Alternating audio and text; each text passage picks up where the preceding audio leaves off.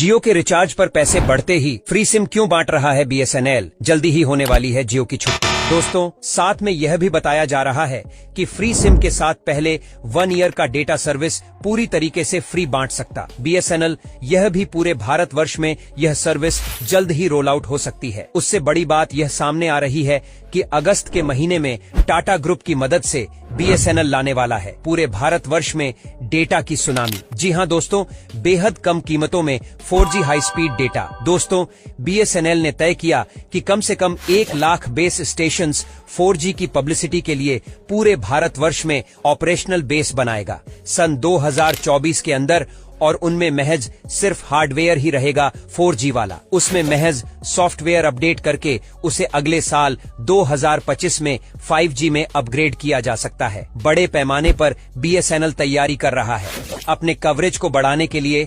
जिन गांव तक सटीक 4G नहीं पहुंच रहा, वहां तक 4G सुविधा पहुंचाने की पूरी कमर कस ली है बीएसएनएल ने। 1 लाख बेस स्टेशन बहुत बड़ी बात होती है और बीएसएनएल भारत का बैकबोन है। और अब हम आपको बताएंगे कि बैकबोन नेटवर्क किसे कहते हैं। तो बीएसएनएल का जो बैकबोन नेटवर्क है वह बहुत गहरा है, जियो और एयरटेल से कहीं ज्यादा गहरा।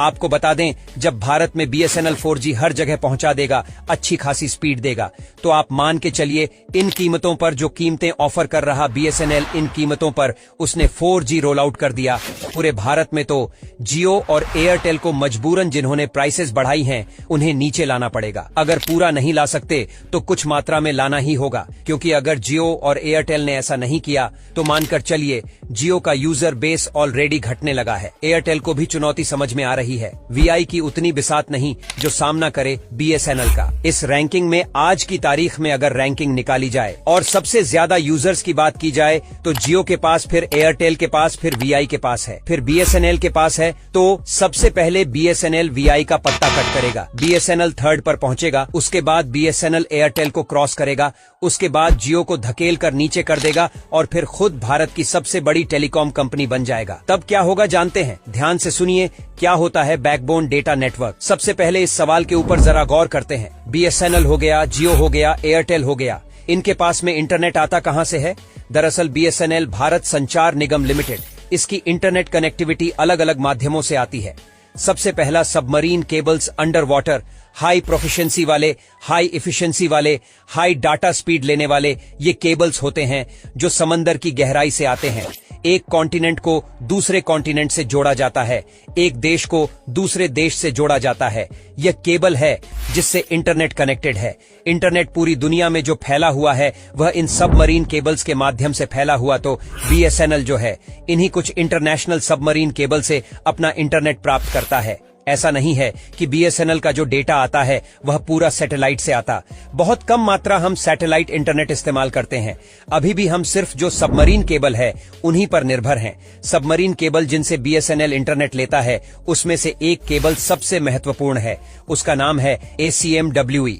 इसे कहा जाता है south east Asia, middle east, western Europe. Submarine cable साथ में बीएसएनएल इस्तेमाल करता है और फ्लैग का फुल फॉर्म होता है फाइबर ऑप्टिक लिंक के अराउंड, और केबल्स के माध्यम से दुनिया से कनेक्ट होता है बीएसएनएल और दुनिया से फिर इंटरनेट की दुनिया में कनेक्ट हो जाता है। बात करें एयरटेल कहां से लेता है, जियो कहां से लेता है, तो पहले जियो पर आते हैं। जियो भी सबमरीन केबल से अपना इंटरनेट लेता है, बट जियो का आपने कई बार सुना होगा कि मुकेश अंबानी की जियो बड़े पैमाने पर निवेश कर रही है। इसी प्रकार के सबमरीन केबल को डालने के नए केबल्स को डाल करके भारत की कनेक्टिविटी दूसरे देशों के साथ करने के लिए केबल डालने का अलग पैसा, और केबल डालने के बाद उसमें जियो की जो पार्टनरशिप, उससे डेटा का पैसा, दोनों तरफ से पैसा खींचने की कोशिश, तो जियो जो है वह भी डिपेंडेंट है इसी प्रकार के सबमरीन केबल से। और सबसे बड़ी बात यह है कि बे ऑफ बंगाल गेटवे, ये जो सबमरीन केबल है, और साथ में south east Asia, middle east, ये जो दोनों इलाकों को जोड़ने वाला केबल है जिसको बीबीजी कहा जाता है, बे ऑफ बंगाल गेटवे, इसके ऊपर समझ लीजिए जियो का पूरा अधिपत्य, रिलायंस जियो का। इसके अलावा बात करें तो इनके पास में जो है एशिया, अफ्रीका, यूरोप जिसे ईवन कहा जाता है, और India Asia express IX system जिसे कहा जाता है। इन केबल्स के डालने में, इनको इंस्टॉल करने का भी काम इनके पास है। इनके पास स्टॉक्स मौजूद हैं।